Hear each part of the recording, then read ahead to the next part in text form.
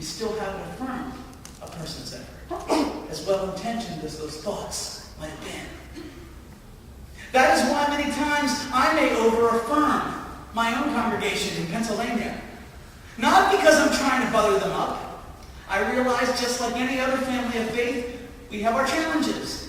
But it's because Jesus does not call me as pastor to hit anyone over the head every week. We should all adopt appropriately timed affirmation, friends, as pillars of the church for one another and for people we come in contact with when we get the chance. Jesus couldn't walk with his disciples in their stuff without affirming their place and encouraging them to follow and suffer along with him if necessary. For ministers of the gospel, suffering in certain stuff can reveal surprising faith. All people are the church. We are just the shepherd. We need to join the disciples in looking to Christ's light to guide us together. A third key of living in the stuff of ministry is dedication.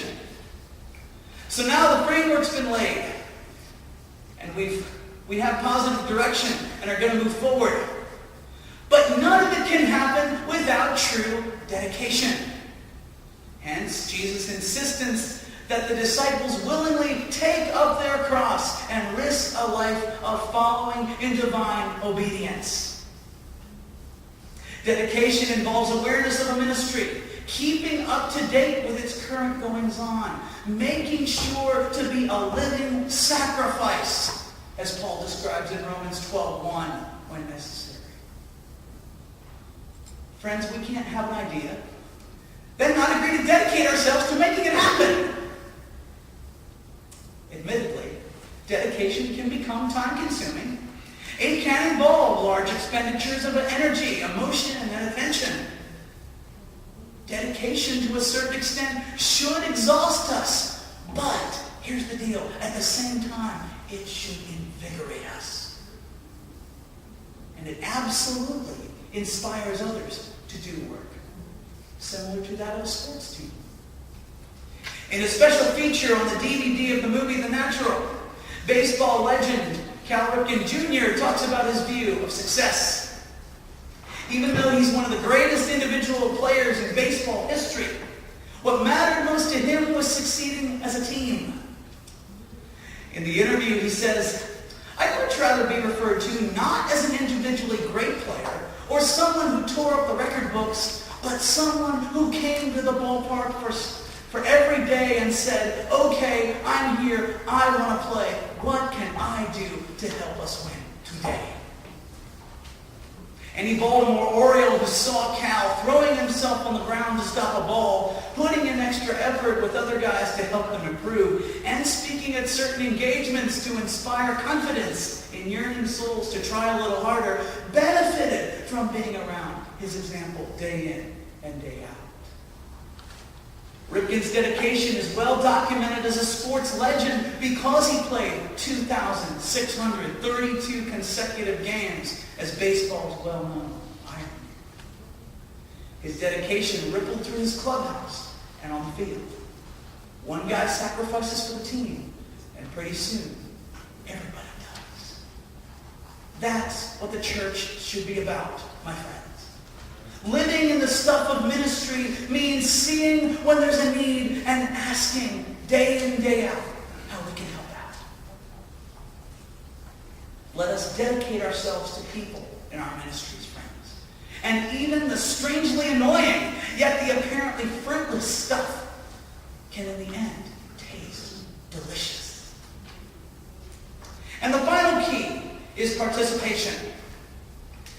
Now, this key seems the most obvious, and yet it's the one often conveniently discarded.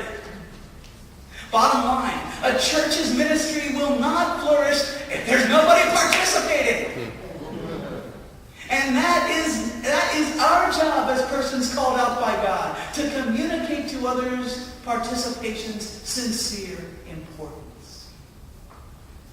Notice I didn't emphasize the church as a business, but a ministry. To that end, we need to choose practical ministries in which we really will ourselves and believe others will participate. Ministry without participation becomes downright discouraging, and that stuff can turn moldy on us real quick. Many churches are struggling with declining membership, and I won't deny our efforts should be channeled to effectively reach out to bring more people in. But friends, we need also to encourage the congregants we do have already to participate in the nurturing faith of the nourishing, spirit-filled community to realize profound edification in our ministry. Now, does that mean everyone will participate in every church program? No. But perhaps we can think of small steps, just as Jesus did, to invite, not turn away people from the church. Our task is to model Christ's words so people will not be ashamed, but be proud of sharing agape love with everyone. The level of our participation needs to be measured by our authenticness, not our busyness. To live in the stuff of ministry, we must name areas in which we really can grow, not areas that will set us up to fail. Remember, Jesus warns the crowd not to invest in anything that obtains them personal gain, but prospers them in a discerned, spirit-led divine will. So please, prayerfully consider how you can help your ministry take that next step by participating healthily in its stuff together with Jesus in a way you might not have before. I'd like to conclude with a story depicting an interaction between a first grade teacher and one of her male students on the first day of school. Accustomed to going home at noon in kindergarten, the boy was getting his things ready to leave for home when he was actually supposed to be heading to lunch with the rest of the class. The teacher asked him, "What are you doing?" "I'm going home," he replied. The teacher tried to explain that now that he was in first grade, he would have a longer school day. "You'll go eat lunch now," she said, "and then you'll come back to the room and do some more work before you go home." Well, the boy looked up at her in disbelief, hoping she was kidding. Convinced of her seriousness, he then put his hands on his hips and demanded, "Who on earth signed me up for this program?" Brothers and sisters, I'm sure as ministers, we want to ask that question many times when we enter new ventures, establish firm principles, and examine fresh perspectives. Yet, divine blessing can nourish our doubt, and our souls can be filled. Let us therefore take up our cross and following Jesus fearlessly, just as the disciples did in Mark's Gospel, and supporting one another in fortified determination, live in the stuff of ministry through preparation, affirmation, dedication, and participation. Let us walk with Jesus, being led by the Holy Spirit and being supported by God as we truly enjoy the vast mystery as well as the beautiful tapestry ministry really can be.